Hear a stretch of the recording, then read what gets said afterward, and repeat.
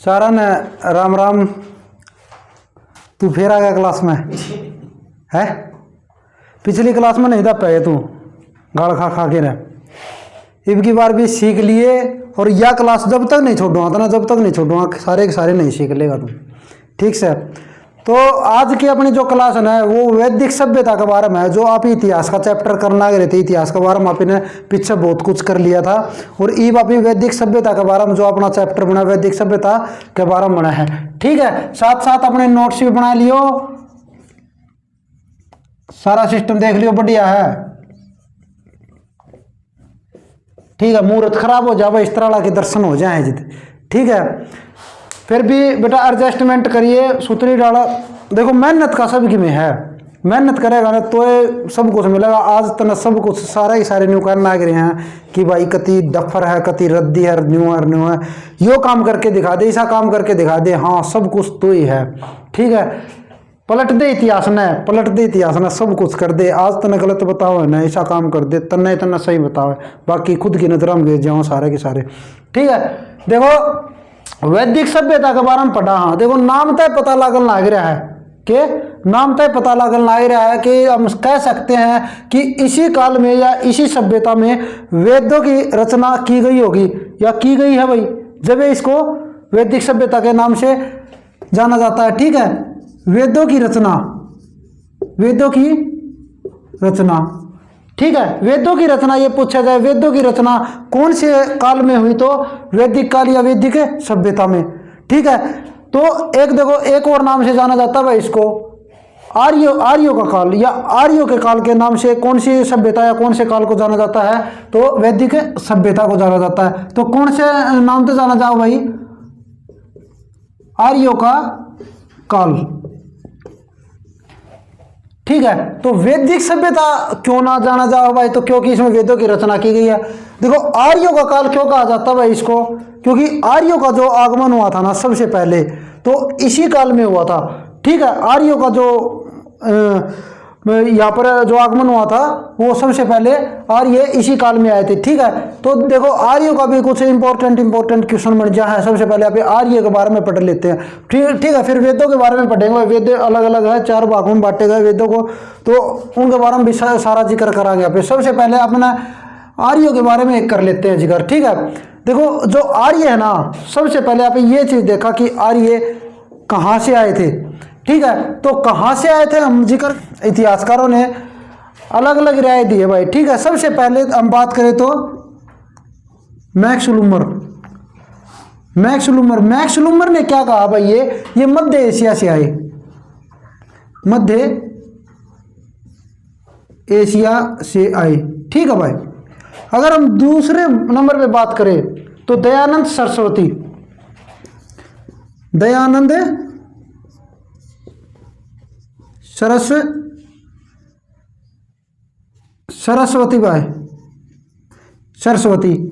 तो इन्होंने क्या कहा भाई? ये कहाँ से आए? ये तिब्बत से बताते हैं भाई, ये तिब्बत से आए। ठीक है, बाल गंगाधर तिलक। अगर बाल गंगाधर तिलक की बात करें तो भाई देख ले, फिर तो देख ले, उत्तरी ध्रुव है। ठीक है, आगे बात समझ में? सॉरी यो क्या लिख दिया रहा है? ध्रुव। ठीक है, तो आर्य कहाँ से आए? अलग अलग राय हैं, तो अलग अलग राय मैक्सलूमर ने बताया मध्य एशिया से आए, और दयानंद सरस्वती ने बताया तिब्बत से आए, और बाल गंगाधर तिलक ने बताया उत्तरी ध्रुव से आए। ठीक है, अगर आर्य की भाषा की बात करें तो देखो आर्यों की कौन सी भाषा थी भाई? संस्कृत। ठीक है भाई, आर्यों की भाषा संस्कृत थी भाई। ठीक है, आर्यों की भाषा संस्कृत थी। ठीक है, अगर ये चीज पूछी जाए कि आर्यों की सभ्यता क्या बता रहा है? आर्य की सभ्यता, आर्य मतलब देखो पिछली हड़प्पा सभ्यता के बारे में आप जिक्र कराया था, तो वो किस डाल रहा कर दे? वो शहरी तरीकत रहा कर दे। ठीक है, और जो आर्य रहा कर दे ग्रामीण तरीकत रहा कर दे, तो इसने हम कैसे कहा? ग्रामीण सभ्यता,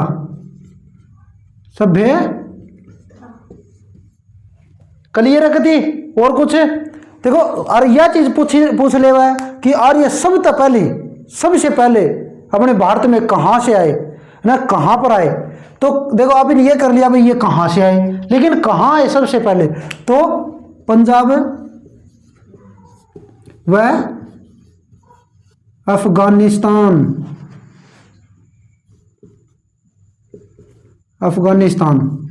ठीक है, कहाँ से आए भाई? पंजाब और अफगानिस्तान।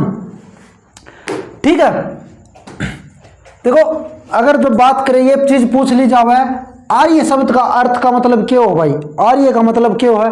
आर्य का मतलब होता है श्रेष्ठ। नाना सो मत। आर्य का मतलब क्या होता है भाई? श्रेष्ठ। क्यों है? श्रेष्ठ। ठीक है, श्रेष्ठ मतलब है बड़ा। आगे बात समझ में? अगर आर्य के बारे में और की मैं बात करा तो अगर जो ये पूछा था कि इनका जो प्रिय देवता था, अगर प्रिय देवता, आर्यों का प्रिय देवता कौन था? इंद्र। प्रिय देवता आर्य किसने मान्य कर दे भाई? इंद्र को। किसने मान्य कर दे? इंद्र ने। देखो इनका व्यवसाय के बारे में बात करा, मतलब ये रहना सहना इनका किस तरह था, के कुछ करया कर दे, खान पीन का सिस्टम। हड़प्पा सभ्यता में के था? कृषि थी और व्यापार था। ठीक है, कृषि और व्यापार। लेकिन इनका कृषि तो थी लेकिन व्यापार नहीं था। क्या था? पशुपालन था। क्या था भाई? कृषि और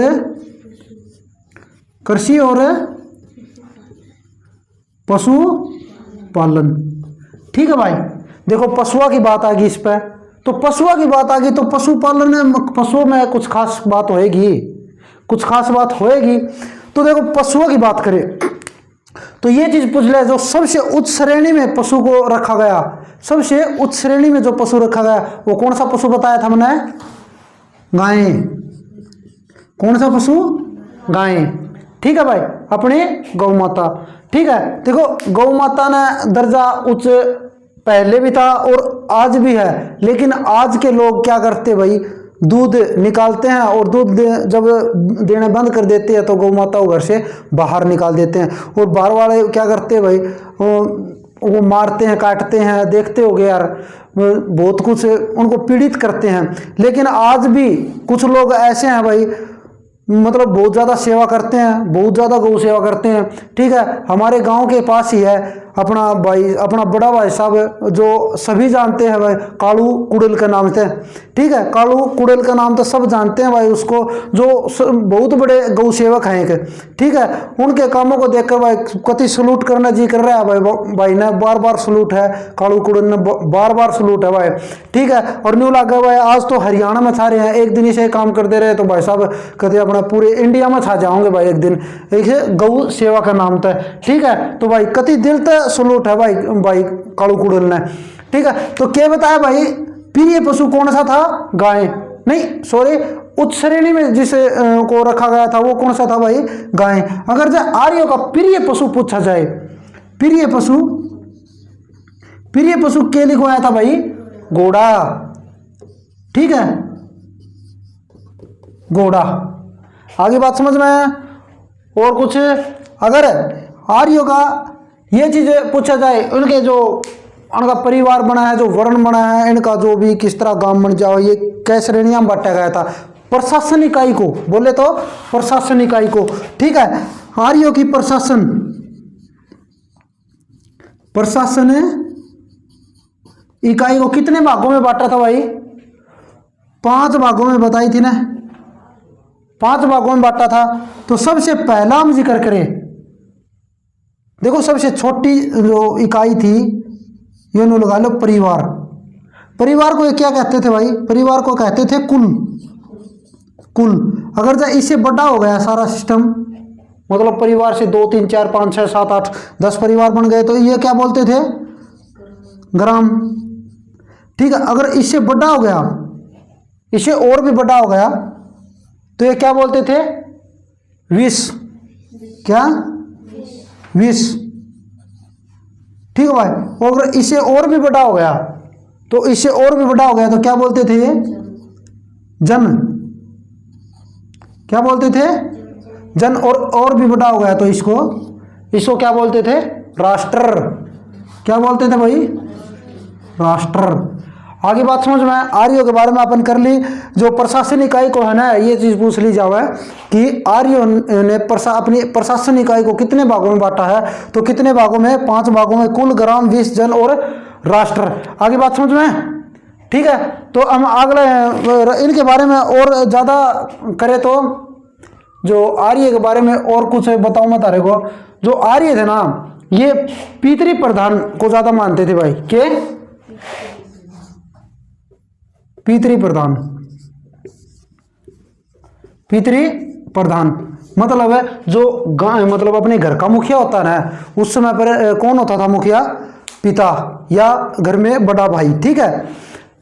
और ये नहीं है कि भाई पितृ प्रधान को मानते थे तो स्त्रियों को मतलब इज्जत नहीं देते थे, उनकी भी बहुत ज्यादा इज्जत थी। और उस समय का साक्ष्य मिलते हैं तो स्त्रियों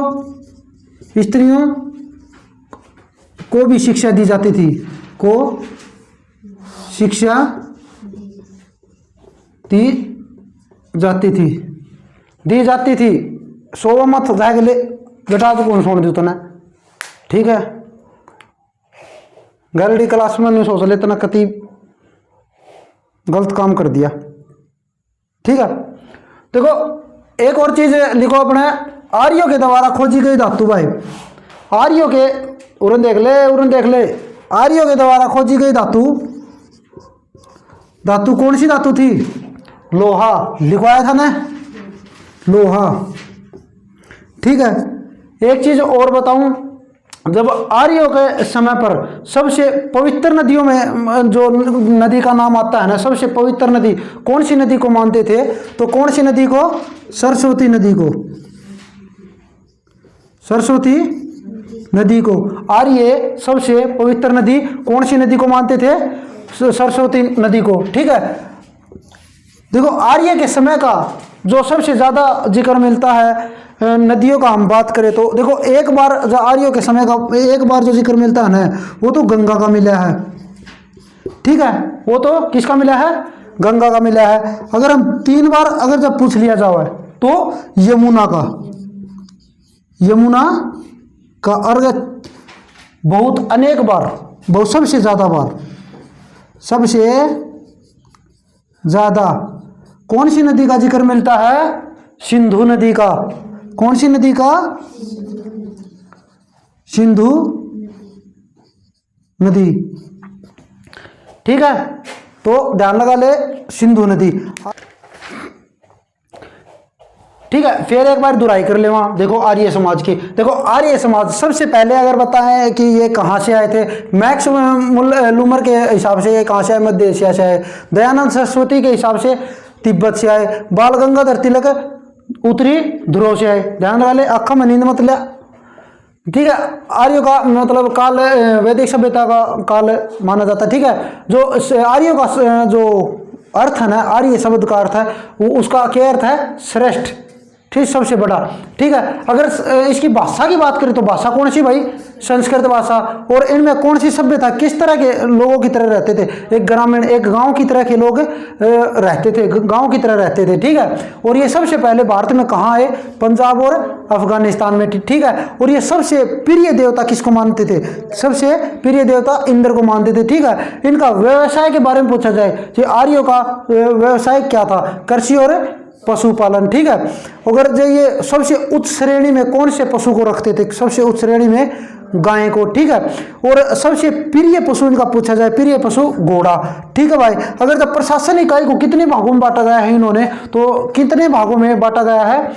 5 भागों में। अगर ये पूछ ली जाए थे आर्य समाज में सबसे बड़ी इकाई को प्रशासन इकाई थी वो कौन सी थी? वो राष्ट्र थी। और सबसे छोटी इकाई पूछ ली जाए तो कुल, ठीक है भाई।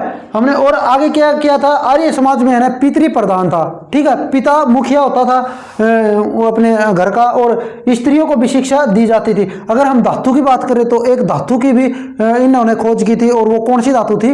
वो थी लोहा, ठीक है। सरस्वती नदी का जिक्र करें तो हम उस समय की सबसे पवित्र नदी को जो मान्यता थी वो कौन सी नदी थी? सरस्वती नदी, ठीक है। देखो नदियों की अगर बात कर रहे हैं तो गंगा नदी है ना, जो उसका आर्य समाज के समय में एक बार जो जिक्र मिलता है, और यमुना का जिक्र 3 बार मिला है हमको, और सबसे ज़्यादा बार जो जिक्र मिलता है वो किसका मिलता है भाई?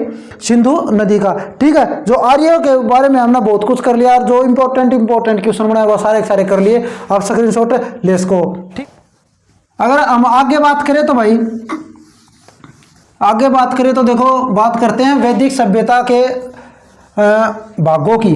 ये 2 भागों में बांट दिया गया भाई, के वैदिक सभ्यता को 2 भागों में बांट दिया गया। हमने पहले भी जिक्र किया था। और कौन कौन से भागों में बांट दिया गया भाई? ऋग वैदिक काल और उत्तर वैदिक काल। ठीक है, कौन से 2 पूछ लूँगा, सो मत ध्यान दे लो। ठीक है, कौन सा बताया? ऋग वैदिक काल। दूसरा कौन सा बता दिया था? उत्तर वैदिक काल। उत्तर वैदिक काल। ठीक है, ऋग वैदिक काल। ठीक है, जो इसका जिक्र मिलता है ना, किसका? ऋग वेद काल का, जो माना जाता है कि 1500 ईस्वी पूर्व से 1000 ईस्वी पूर्व तक इसका समय माना जाता है। और इसका जिक्र कौन से वेद में मिलता है? वेद में मिलता है। कौन से वेद में? ऋग वेद में मिलता है। समझ में आ गई? 1500 ईस्वी पूर्व से 1000 ईस्वी पूर्व, तो कौन सा काल था भाई? ऋग वैदिक काल। ठीक है, अगर उत्तर वैदिक काल की बात करें तो इसका समय कितना था? 1000 ईस्वी पूर्व से 600 ईस्वी पूर्व तक। आगे बात समझ में? अगर जो इसका जिक्र पूछा जावा तो किसमें मिला है? किसमें मिला है? सामवेद, यजुर्वेद, अथर्ववेद, अथर्ववेद। ठीक है, सही है ना बेटा? देखो आगे बात समझ में।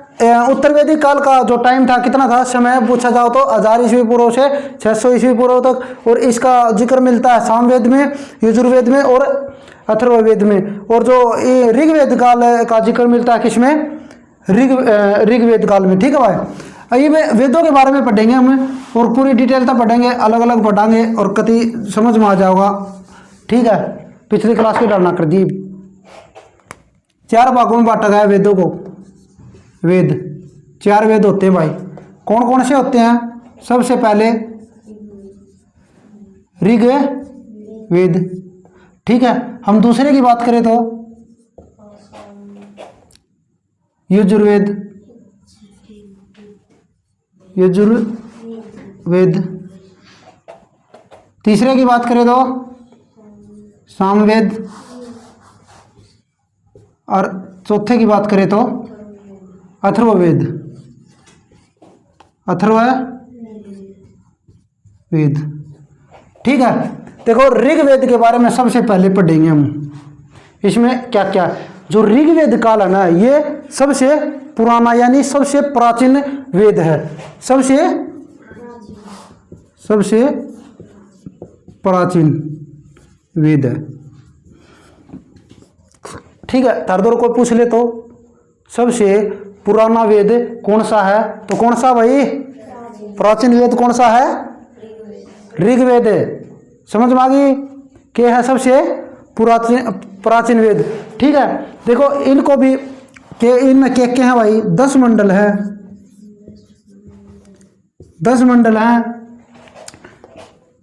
1028 सूक्त। ठीक है, ये याद रखने की चीज़ है तो याद रख लियो इन्हें। और 10,462 ऋचाएँ। ठीक है, क्या बताया? 10 मंडल हैं, 1028 सूक्त हैं, और 10,462 ऋचाएँ हैं। ठीक है, गायत्री मंत्र सुना होगा ना अपना, प्रार्थना में कई बार गाया करें, ओम भूर्भुवः स्वः, सुना होगा ना। ठीक है, तो उसका जिक्र तीसरे मंडल में मिलता है। ठीक है, कौन सा? जो तीसरा मंडल है ना, किसका जिक्र मिलता है? गायत्री मंत्र का। गायत्री मंत्र। समझ में आ गया भाई। गायत्री मंत्र का किसमें जिक्र मिलता है? ऋग्वेद में। ठीक है भाई। अगर ऋग्वेद में सबसे मतलब जो देवता माने जाते थे, ऋग्वेद में किन किन देवताओं का जिक्र मिलता है सबसे ज्यादा? तो देवता देखो सबसे पहले जिक्र मिलता है ना, सबसे ज्यादा जिक्र मिलता है वो इंद्र देवता का जिक्र मिलता है भाई। फिर मिलता है भाई अग्नि देवता। अगर फिर हम बात करें तो सोमदेव, सोम। ठीक है भाई। आगे बात समझ में आया? के समझ में आ गई? ऋग्वेद में सबसे प्राचीन वेद है और ऋग्वेद में 10 मंडल 1028 सूक्त और 10,462 ऋचा है। तीसरे मंडल में गायत्री मंत्र का उच्चारण मिलता है, मतलब जानकारी मिलती है। और देवता का जिक्र मिलता है तो कौन से? इंद्र देवता का जिक्र मिलता है, अग्नि देवता का जिक्र मिलता है और सोम देवता का जिक्र मिलता है। और एक और बता देता रहता है ऋग्वेद में जो स्तोत्र और प्रार्थनाओं का जिक्र भी मिलता है इसमें। ठीक है भाई। स्तोत्र व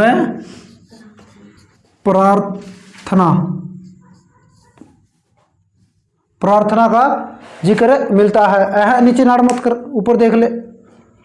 ठीक है भाई। लिख लिया या देख लिया? कति क्लियर होगा? अब अगला वेद करा तो अभी कौन सा है अपना? यजुर्वेद। ठीक है भाई। एक कर लिया यजुर्वेद। देखो छोटा सा वेद है, कोई दिक्कत कोई नहीं, इसमें इंपॉर्टेंट बात है वह तरते लिखवा दूंगा। यजुर्वेद का क्या मतलब भाई? यजुर्वेद में देखो बलिदान विधि के बारे में बताया जा रहा है वो। ठीक है। और जो ना सो मत देखो सीधा सा लगा है यजुर्वेद, यज्ञों के बारे में जानकारी देता भाई। ये क्या दिया भाई? यज्ञों की जानकारी मिलती है भाई। सीधी बात है। आगे बात समझ में? ठीक है क्या? और बलिदान विधि मानसो सो मत भाई। बलिदान विधि। ठीक है। बलिदान विधि का जिक्र मिलता है। और हम बात करें तो विधि विधान के कर्म कांड बोल दे भाई। जितने भी कर्म कांड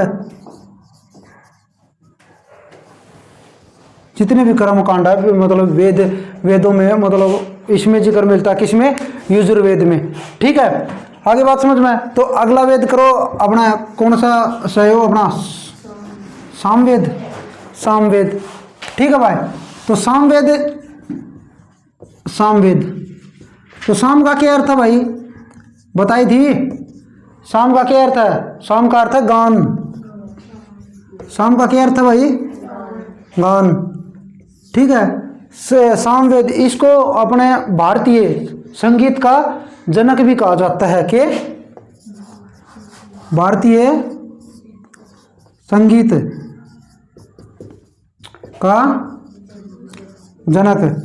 ठीक है। कौन से वेद को भारतीय संगीत का जनक कहा जाता है? तो कौन से वेद को भारतीय संगीत का जनक कहा जाता है? कौन से वेद को? सामवेद को। ठीक है भाई। ये हम कर लेंगे जिक्र थोड़ा है किसके? अर्थवेद के बारे में। ठीक है। अर्थवेद के बारे में। ठीक है। अर्थवेद क्यों कहते हैं भाई? इसकी जो रचना की थी ना, जो अथर्व ऋषि ने की थी। अथर्व ऋषि ने। ठीक है। जो मतलब रचना अथर्ववेद लिख रखा है ना, वो किसने लिखा था? अथर्व ऋषि ने लिखा था। ठीक है। इसमें तंत्र मंत्र जंत्र जितने भी है ना, जो अपना टोने टूट के कराया करें, जो भी समझ गए ना, जो अपना झाड़े झूड़े लगाया करें ना, इनका जिक्र यो इनका सिस्टम जितना भी है ये कौन सा वेद में मिला है? अथर्ववेद में। ठीक है भाई। तो तंत्र मंत्र का जिक्र। ठीक है। तंत्र मंत्र का जिक्र। ठीक है। कितने तंत्र मंत्र मिले हैं भाई? 731 मंत्र। 731 मंत्रों का जिक्र मिलता है। कितने?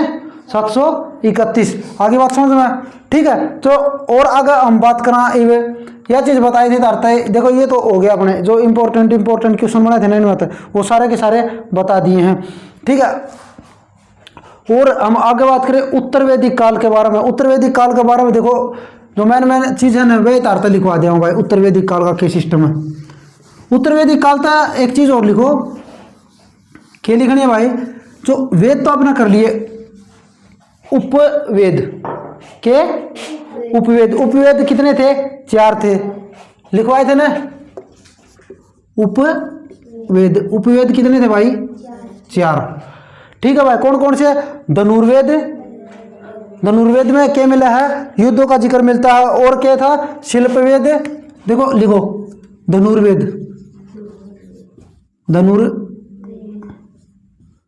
धनुर्वेद, इसमें किस चीज का जिक्र मिलता है धनुर्वेद में, वैसे देवाता धनुर्वेद, धनुष धनुष लगा लो अपना, थोड़ा आइडिया समझ लो धनुर्वेद। ठीक है, तो ये धनुषा था क्या अगर युद्ध है अगर, ठीक है, युद्धों का जिक्र, युद्धों का जिक्र। ठीक है, अगला क्या करा था यहाँ पे, शिल्प वेद। ठीक है, ये उपवेद है भाई, धनुर्वेद। शिल्प वेद में किस चीज का जिक्र मिला है, शिल्प का जिक्र। अगला हम करें तो गंधर्व वेद। ठीक है,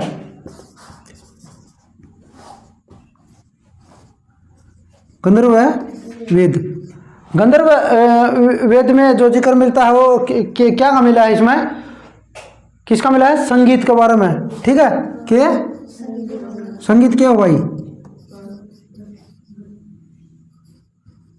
जिक्र। ठीक है, अगर हम अगला करें थे तो कौन सा, आयुर्वेद, क्या है,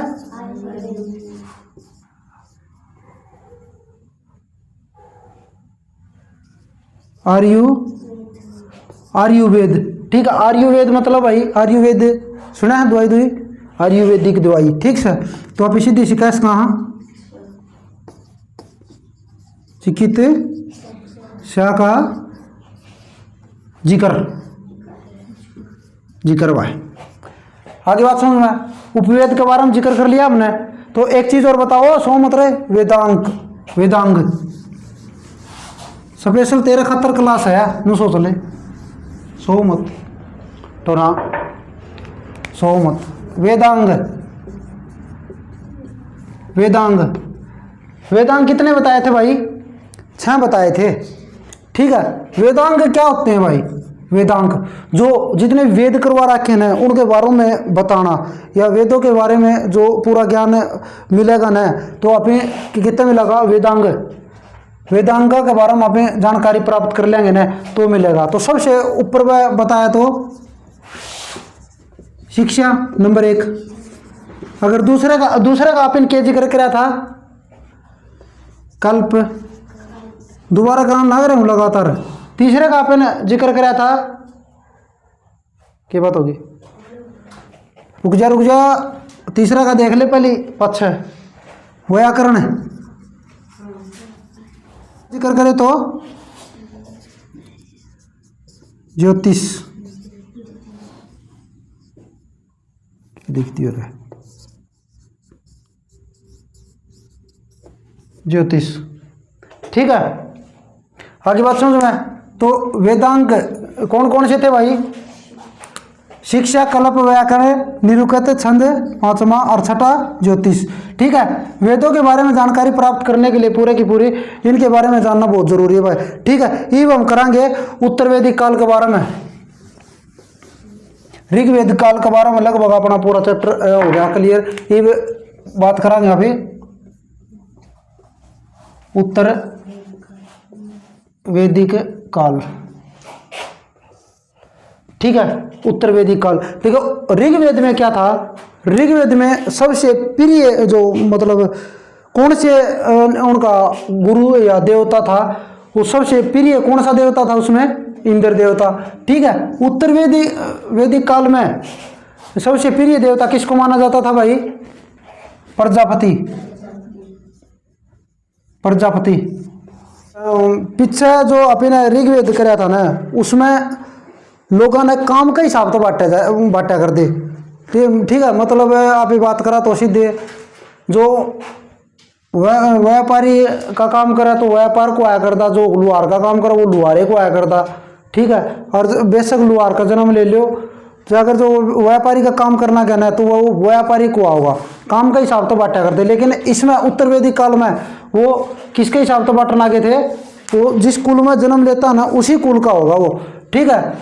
आगे बात समझ में। तो इनको 4 भागों में बांट दिया गया था, 4 वर्ण में बांट दिए थे भाई उन्हें, ठीक है। पहला देखिए सबसे उच्च वर्ण बनाया उन्हें, तो वो किस चीज का बनाया, ब्राह्मण। और दूसरे की हम बात करें तो वैश्य, तीसरे की हम बात करें तो क्षत्रिय, क्षत्रिय, और चौथे की हम बात करें तो शूद्र, क्या शूद्र।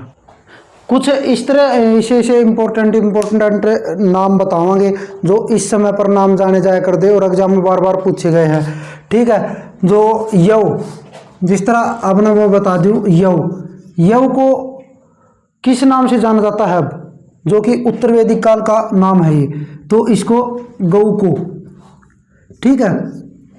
विरीही, दूसरा बोले तो बिल्कुल विरीही, ये हर बार इंपॉर्टेंट है भाई, उत्तर वैदिक काल के बारे में पूछा जाओ ये सवाल आओ सबसे ज्यादा। विही तो दान,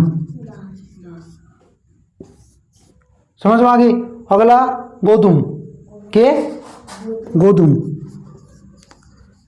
गोधुम का 12 पे जिक्र करा तो गेहूं, शाबाश, गेहूं, ठीक है।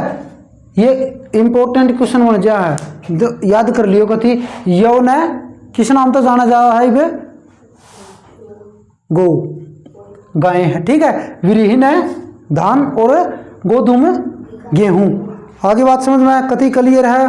अगर लोहा, लोहा, लोहा, अब हम लोहा बोलते हैं जिसको, उसको लोह, लोहा के नाम से जाना जाता था, के लोह के नाम से जाना जाता था, ठीक है भाई। अब नहीं, जो नहीं है कि लोहा के नाम से जाना जाता था। एक स्थान है जो उत्तर वैदिक काल के जो सबसे पहले जो कृषि के साक्ष्य मिले हैं, ठीक है, अंतरजी खेड़ा, के अंतरजी खेड़ा, कौन सा स्थान है भाई, अंतरजी खेड़ा। अंतरजी खेड़ा में सबसे पहले कृषि के साक्ष्य मिले वह